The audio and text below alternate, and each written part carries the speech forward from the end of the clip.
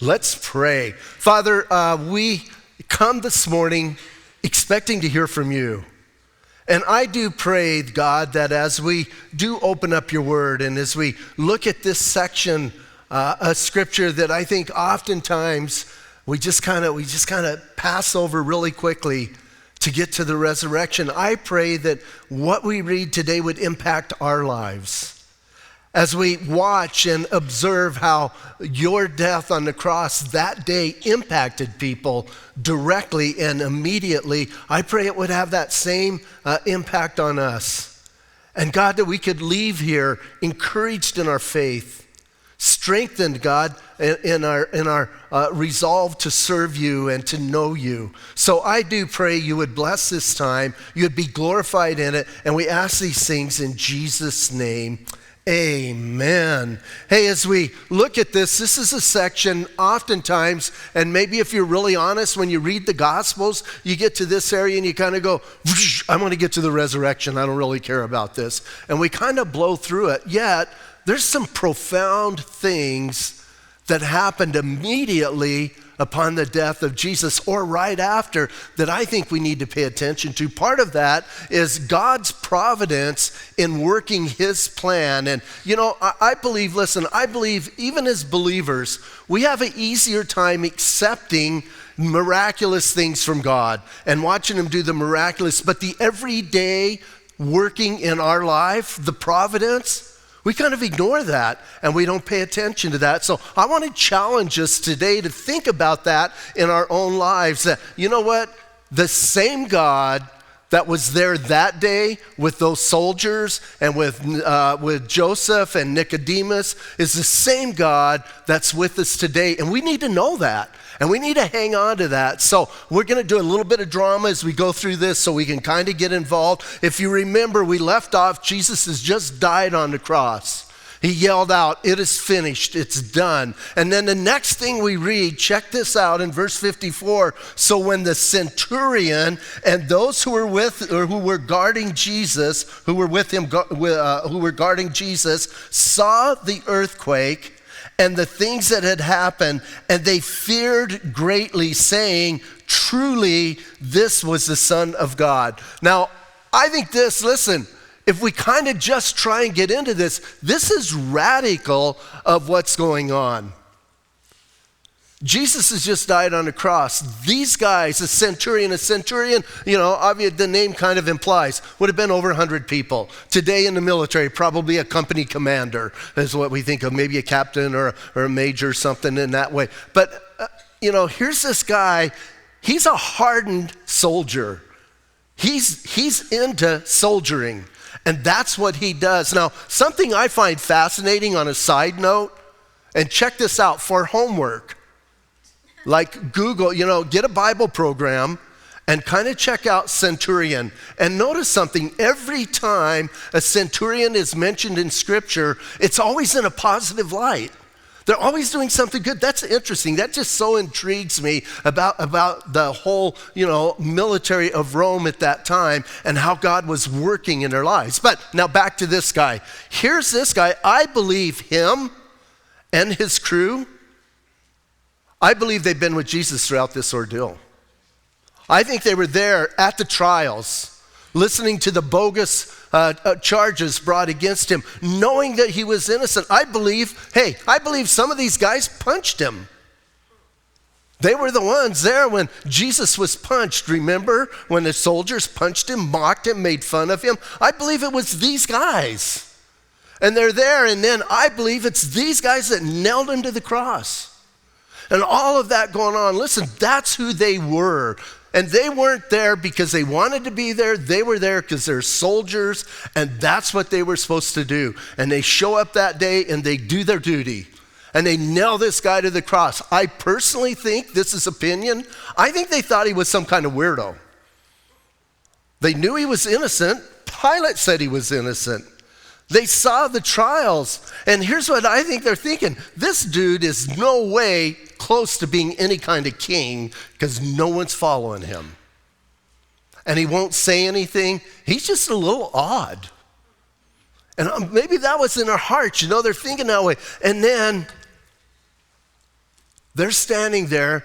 They just gambled for his clothes. That's how callous they are. They just sat down to watch him. And I believe, listen, as they sat down, it got dark. Remember, darkness came. Let's check out darkness. Let's do this. This is just going to be for a minute because we'll get sued if it's very long. But I want you to get in the dark for a moment. That's what they were in. Can you imagine standing there that day and all of a sudden that kind of darkness comes? A little bit freaky. Now I know everybody who's using devices. I can see you're glowing. All right, let's turn the lights back on or we'll get sued by somebody. So, hey, just so can you imagine that darkness falling like that? And then the ground shook? And that, listen, that got their attention. That got a hold of their hearts. And I'm amazed, listen, I'm amazed. It says what? Here in Matthew, it says, listen, they're guarding him, and they saw the earthquake and the things that happened, and they feared greatly. You know that word in the original language is they were scared out of their wits. These are, now get a hold of this. These are hardened soldiers. They're so hardened, they don't have a problem nailing someone to a cross. They don't have a problem watching him die. That's how callous they were. And now, they're scared out of their mind? Wow. I think they're poking each other. I don't believe what just happened. Like, we need to get out of here. Like, we thought this was just some kind of weirdo. But man. And then Luke tells us in Luke chapter 23, I know a lot of you have done your homework. In Luke chapter 23, Luke tells us that they feared, and then it says they glorified or praised God. Wow, all of a sudden these guys go from callous, hardened, unbelieving soldiers, and they start praising God, and then they said, truly, this is the Son of God. Now, listen, there's some debate. It always cracks me up. When you get to a scene like this, like I get to this in Scripture, and I start rejoicing, and I'm happy, and then the scholars come along and go, well, you know, maybe they weren't really saved. I believe we're going to see these guys in heaven. And they go, well, you know what they really said in the original language, the way it's written, they didn't say truly this was the Son of God. They said this, truly this was a Son of God or Son of God. Because the definite article is not there in the original language. Well, they're right about that, it's not. And so they draw the conclusion that they weren't saying he's the Son of God. They were just kind of proclaiming maybe Son of God's or kind of something generic. Well, number one, they praised and glorified God. That tells me something right there. Not God's God. And then, check this out. The Jews, when they were accusing Jesus, and what did they accuse Jesus of? Claiming to be the Son of God. They use that same exact phrase without the definite article. When Gabriel showed up to tell Mary that she was going to have this child, and he said, he will be the Son of God. Same exact phrase without the definite article. So we know what's going on. Listen, sometimes much learning is dangerous. And hey, these guys, I believe, man, listen, man, they say that, and hey, it is an intense moment for that centurion and his guys. And they're at the foot of the cross now, and they're worshiping. I don't care what the scholars say. I don't care what other people say. They're worshiping, and then the camera pulls back, right? You got the camera scene in on them, and then it comes back. And check out who's there. It says, verse 55, and many women who followed Jesus from Galilee ministering to him were there looking on from afar. Do you pick up who shows up? Not the big guys, not the apostles. Who shows up? The ladies. And they're doing what they're doing from afar. Why were they doing it from afar? I don't think they were afraid. I don't think they were scared of what was going to happen. I don't think they were even scared of being found out. I think they were doing it because of grief. I think they could not believe what was happening to this one. Hey, these are the ladies. Check out, for homework, read the book of Luke. Luke names all the ladies. Have you ever noticed how Luke's all about the women who ministered to Jesus? He is. I think he learned from them. And he lists them over and over. And these are the ones who have been with Jesus forever. And all of a sudden, this guy that they put all of their hope, all of their trust, everything in, is hanging on a cross. He's a criminal. And so they're back away because I think just because of sheer grief and maybe unbelief, not unbelief of Jesus, but unbelief of what is going down. You ever get in those moments that they're so surreal, you're thinking, this really can't be happening. And that's where they're at. And then here Matthew even names three of them. It's interesting. He says many women, and then he says in verse 56, among whom were Mary Magdalene, Mary the mother of James and Joseph, that's James the other apostle, not James, John's brother, and the mother of Zebedee's sons. Hey, it's interesting who he picks out to name, right? Mary Magdalene. Most of us know about Mary and, whatever. We know she had 7 demons. We know that, she was from Magdala. I believe she had a hard life. I believe Mary had a really hard life. And she found Jesus and got saved, and she was never the same. And then you have this Mary, common name, right? Like, have you ever kept track how many Marys there are involved just in Jesus' life? Like 524. I mean, no, I'm kidding. But everybody's named Mary, right? Every time you read, and now they have to define them. And so now you have Mary, and I believe it's Luke says she's Mary, the wife of Alphaeus. And this is James, the son of Alphaeus, who was one of the apostles. And then it's interesting how he says, hey, you have this single lady. I don't think there's a lot to it, but it is interesting. You have a single lady, you have a mom, and then you have a wife, the mother Salome of Zebedee's sons. And just listing that way. But listen, man, those people who say Christianity and the Bible demeans women have never read their Bible. The Bible exalts womanhood. And I'm going to say it that way because I think it's important because we're losing that in our world. The Bible highly exalts womanhood. And we need to understand that. And that's exactly, I think, what Matthew is doing. And I believe he's introducing these ladies so we'll know who they are later on in the next chapter. He's not thinking the next chapter, but he's starting to introduce them. So now we have that going on. And listen, man, that is happening at the foot of the cross. Now, listen, now we got to pan back a little bit and check out this guy. This is, to me, the mind blower. Verse 57, now when evening had come, there came a rich man from Arimathea named Joseph, who himself had also become a disciple of Jesus. So, hey, we have this guy showing up who's now also a disciple of Jesus. Luke tells us he was part of the Sanhedrin. It's huge.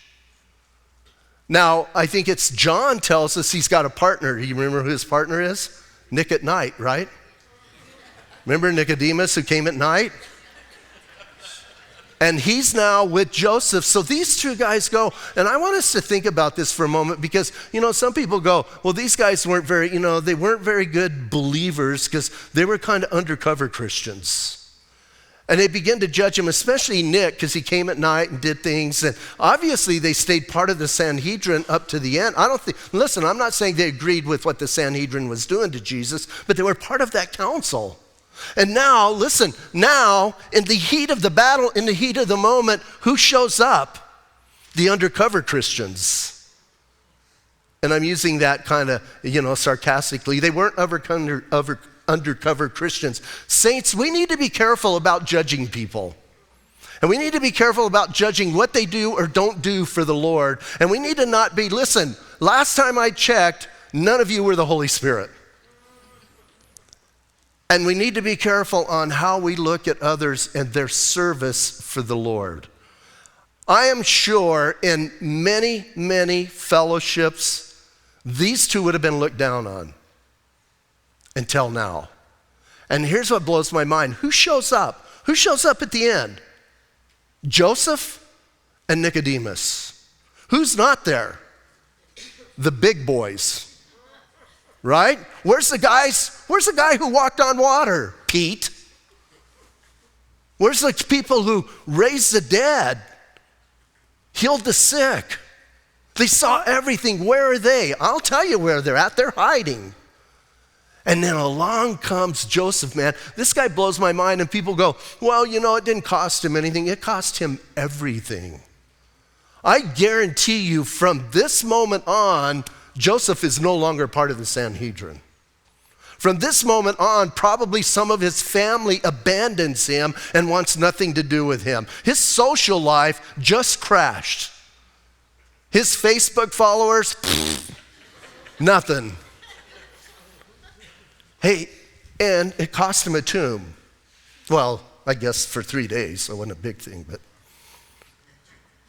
this is intense, what this guy did. You gotta love Joseph. And you know what's crazy is this is all we know of him. He's a guy from Arimathea, and he was rich, and he had a tomb. Now, something else that sort of blows my mind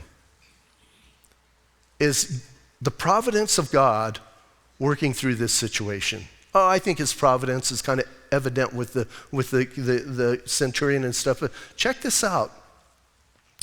Jesus had to be buried to prove he was dead. Had to be. And who shows up to do it? Joseph. Do you think Joseph was reading scriptures and go, oh, man, I got to do this? No one else is stepping up. No, he's just doing it. Check this out, saints. He's just doing life. And he's doing life the best he can. And he shows up, and according to Isaiah 53, the prophecy was that Jesus had to be buried among the rich. Do you think Joseph was reading that and go, whoa, I gotta do this? No, God is just using him. Listen, I call this God naturally working through people's lives. And here this guy shows up, and I don't know about you guys, but I love the idea, man. He shows up, and he's ready to do something because his heart's in it. Not because he read something, not because somebody said something, not because somebody showed him something, because his heart is in it. And now, listen, now he's ready to do it, and hey, at just the right time. And again, I think we have a lot easier time accepting the supernatural work of God than we do what I call the supernatural natural work of God. Remember Paul's, I think it was his nephew, right? Remember when Paul was in prison in the book of Acts? And they were going to kill him. Remember the Jews got together and they go, we're not going to eat till we kill this guy. They ate. They didn't kill Paul. But remember they made that pact? And you remember who was hanging out? I always in my mind think it's a kid. I don't know how old he was, but he was young. This guy's hanging out, this kid hanging out. He hears him. He goes and tells the prison people. He goes and tells whoever, I think Felix or whoever. And what do? They guard Paul and make sure he can get to Caesarea. Why? Because a kid overheard something. Was that a mistake? Was that a coincidence? No, that's the providence of God. And you know what? I believe the providence of God works in our life a whole lot more than any of us ever even recognize or realize or even pay attention to. And he's busy. Listen, God is busy about our lives because he loves us. There was a time, it's about 16 years ago, 15, 16 years ago, and I got a kidney stone. Actually, I was at someone's wedding. I wasn't doing a wedding, I was at someone's wedding. Got a kidney stone. Went to the hospital Saturday morning, and they said, well, we're gonna have to do surgery. We gotta get that out of there. And so they did surgery, and Sunday morning, this old coot of a doctor, I can say that because he's a friend now. He walks in, and he was the gruffest, orneriest doctor that, it was for me the luck of the draw, right? So I get that guy, just the ornery old coot. And I'm reading my Bible in a devotional, and he walks in and he goes, what are you doing? I said, I'm reading my Bible in a devotional. What are you reading?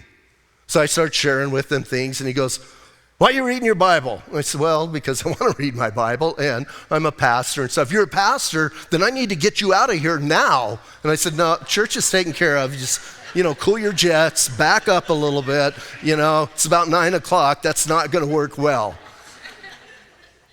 But then he began to ask me more and more about what I was reading. And then all of a sudden, he takes my devotional and my Bible reading schedule. Can I have these? And I go, yeah, but you can't have my Bible. No, I didn't say that, but hey, you know what, man? That guy was backslidden, and he came back to the Lord through that. And God brought him back. After that, he started doing ministry work in Mexico with medical stuff and stuff. And he passed away a few years ago, but went home to be with the Lord. But man, what an incredible. So I'm thinking that's good, right? The providence of God. Okay, I'll do a kidney stone for that. Well, then after that, I had 3 more surgeries on my bladder. I had 4 surgeries on my bladder within 18 months. And I was dealing with stuff, and I got to tell you guys something. I was pretty frustrated at God. I'm thinking, why don't you fix this? Like, I'm having to deal with this. This is not fun, and I'm not having a good time. And in my mind, here's what I'm thinking. It's an easy fix for you. Like, I'm not asking you to do something huge. Just take your little finger, fix some stuff. Come on. I used to have those conversations with God, and man, I'll tell you what, I got to the point, I was kind of at my wit's end. I was done, not done with life, but I was done. And not done with God, I was just done. You know what I mean? You're just like, oh. And this guy moved from Calvary Chapel, he was living in Silver City, New Mexico, a urologist, moved from Silver City to Sierra Vista. Got involved in the church, and eventually I started telling him a problem I was having, and he goes, well, let me see what I can do. And I said, you know what, man, I've already been through 3 surgeries. I'm not into that. And he goes, I can fix you. I go, okay. And I did that surgery, and he did pretty good. I haven't had another one since then, so that's good. But you know what? 6 months later, he left town. Things didn't work the way they were supposed to work here. And I remember when Jay was his name, I remember when Jay was leaving, here's what he told me. He goes, I have no idea why I came to Sierra Vista. He goes, that was the dumbest thing I've ever done. Moved from Silver City to Sierra Vista to go to Wisconsin or Minnesota. And I said, oh, I know why you came to Sierra Vista. I know exactly why you came to Sierra Vista, because God was hearing my prayer. I was looking for something supernatural. God brought something natural. Saints, hey, he works that way. That's how he works in our lives, and we need to understand that. And I could tell Jay that, and it made it a little bit easier on his pocketbook, because it costs a lot to move, right? And he goes, well, that makes it a little bit better. And I go, hey, it's all about me. Maybe you came for other people, but it's definitely about me, so we did that, right? So, hey, this is Joseph doing that same thing, man. He shows up, and listen, man, he comes, and he tells 58, he says, this man went to Pilate and asked for the body of Jesus. Then Pilate commanded the body be given to him. Now we know, listen, the backstory of that, how they broke their legs, but they didn't break Jesus' legs because his legs weren't supposed to be broken. But here's this guy. You need to know something. If Joseph doesn't show up, Jesus is going to have 2 outcomes. He's either going to stay on the cross and be eaten by vultures and animals, or they're going to throw him in a trash heap. They're going to throw him in a dump. He was a criminal. And what they did with criminals, hey, if they took him off the cross, they just threw him kind of, if you will, on the garbage dump. Back in the day, some of us remember garbage dumps, right? You go in there all smoky and nasty and dirty. Hey, that's what they had. That's where he was going to end up if nobody claimed the body. And along comes Joseph, and he goes, I want him. And I'm sure Nicodemus is going, okay, let's do this. It's going to be intense, but let's do this. And then check this out. They get the body. Verse 59, and when they had taken the body, he wrapped it in clean linen, laid it in his new tomb, which is hewn out of the rock, and rolled a large stone across the door of the tomb and departed. Something you might underline or take note of is he wrapped the body in linen. You know what that tells me? Joseph wasn't expecting a resurrection. He wasn't thinking about resurrection. Nicodemus wasn't thinking about resurrection. Oh, remember when Nicodemus was with Jesus? Do you remember what Jesus said to Nicodemus?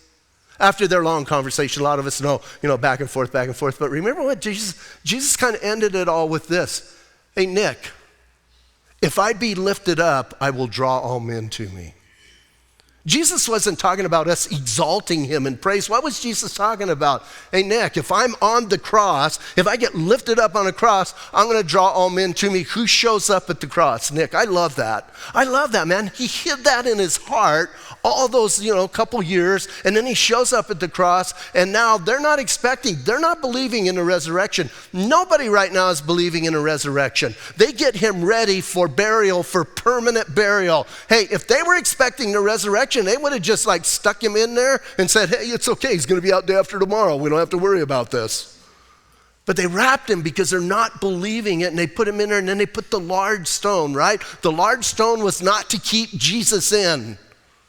It was to keep animals out. So keep that in mind. But it's a large stone. They rolled it on there. And hey, the providence of God. Now you have more eyewitnesses to the resurrection and where he was buried. And then it tells us, I love this, verse 61, who's hanging out there? And Mary Magdalene was there, and the other Mary sitting opposite the tomb. Man, they're watching this whole thing. And those two ladies had to have loved him, huh? They're watching this whole thing, and in their minds they're going, as most women would, about what men do. They didn't do a very good job. We need to come back day after tomorrow. We got to take care of this because they were kind of sloppy. Hey, they come back to finish the job, right? Isn't that what they went back for? Think about that, ladies. So they're watching, they're observing, and then the providence of God gets even a little more intense. Check this out. Verse 62, on the next day, which followed the day of preparation. What's the next day after the day of preparation? Passover. The Sabbath. You prepare for the Sabbath and you have the Sabbath. Now, here's what's kind of freaky. When these guys were trying to kill Jesus on the day of preparation, they were very careful about not getting defiled. They were very careful about not doing anything. Oh, by the way, Nicodemus and Joseph, no Passover. That was one more thing it cost them. They're not going to celebrate that with their families. And now these guys, listen, these are the guys, they're meticulous about everything. And now on the Passover, on Sabbath, on Shabbat, they show up and check out where they're at. It says, on the day which followed the preparation, the chief priests and the Pharisees gathered together to Pilate. They're going to go see Pilate. It's like, really? Now here's what we know, and there's the big debate. Did they go in to see Pilate, or did Pilate come out like he did on the preparation day? I don't know. The Bible doesn't say. I'm kind of thinking he came out. I don't think they would have done that. I don't think they would have gone in. Some people said, oh, it was early in the morning. They figured no one would see him and do it. And I'm not so sure they were that careless. But nonetheless, they're going to see Pilate. And here's what they said. Look at verse 63. Saying, sir. It's kind of interesting. They call him sir, right? We remember while he was still alive, how this deceiver said, after 3 days I will rise. Now listen, this sort of blows my mind. Here's these guys, they're the guys that are against Jesus. They don't like him, right? But here's what they're doing. He said he was going to raise from the dead. None of the disciples said that. None of the people believing him said that. Not even the ladies who are diligent in doing what they're doing. None of them believed he was going to raise from the dead.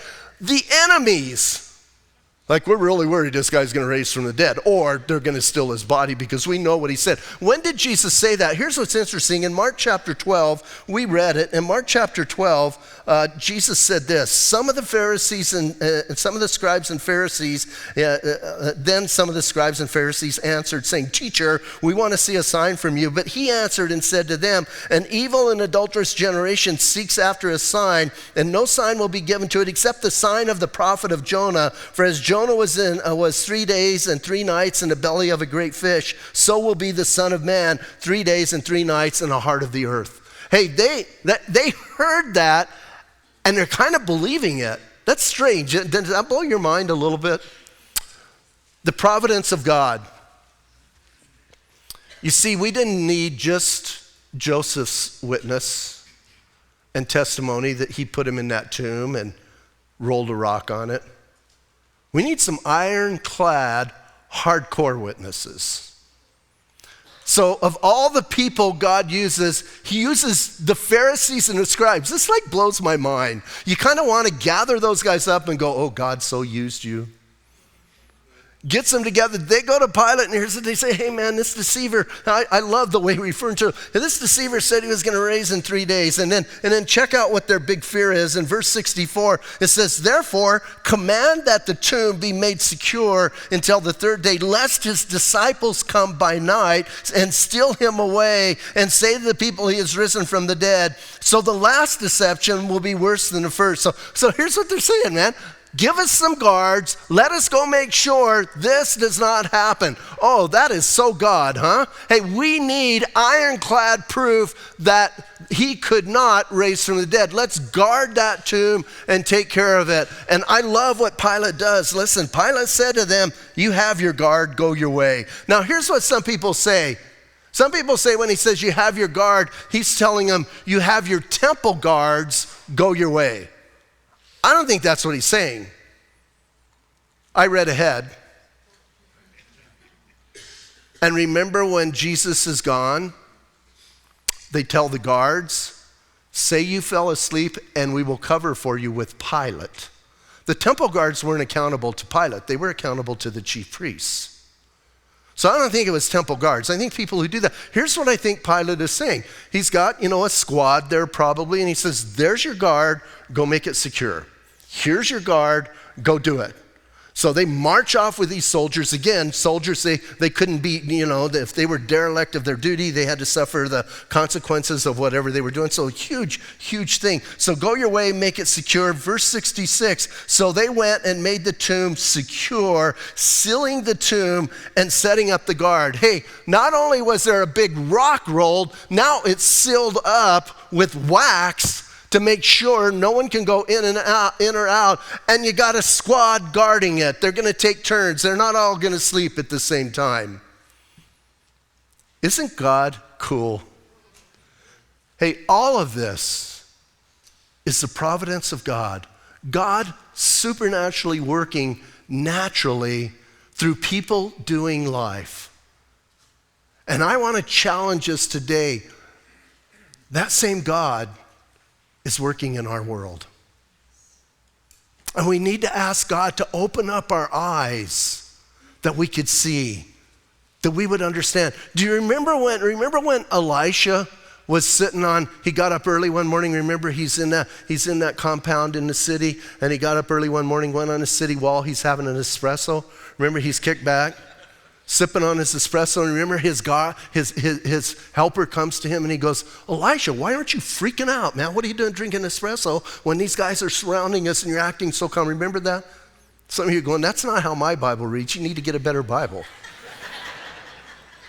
And he comes and he's freaking out. Do you remember what Elisha did? Like Elisha didn't even get up. He didn't even put his espresso down. Remember what he did? He says, hey, Lord, open up this guy's eyes so he can see. That's my prayer for us. Remember, he opened his eyes and there's angels all around them. Hey, saints, let's ask God to open up our eyes and let's glorify him for the simple, natural things he does in our lives that are actually supernatural working. And let's begin to recognize that and understand that, because I'll tell you what, man, that blows my mind. If you read this, purely read through, you would say, okay, it's just a story. That's all it is. But this is God working in Joseph's life and the ladies' lives, working in Pilate's life, in the Pharisees' lives, all to get his perfect will done perfectly.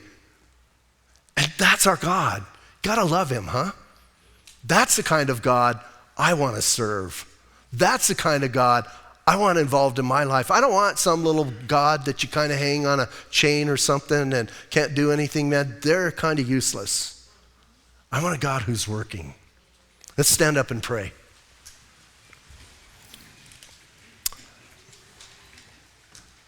Lord, as we get ready to leave here today, I do pray. I pray that, Lord, as a people, as your people, that God, we would know and understand that you're that same God we're reading about here. And there's situations, circumstances happening as we do life that you have orchestrated. Maybe some of them since the world began. And now they're all coming together. That doesn't make us any less human, any less free, have any less ability to choose and do things. It just demonstrates how great our God is. And I thank you for that. And I pray today we could go out of here encouraged, strengthened, edified in our faith, that we can be men and women who honor you and glorify you with the things we do, with the things we say. And that, Lord, I know some of us going through horrible times. I pray we would know that those times are not a waste and they're not for nothing, but you are working a plan. And we may not see it for a couple years, but we know that you're working a plan. Give us faith to trust you.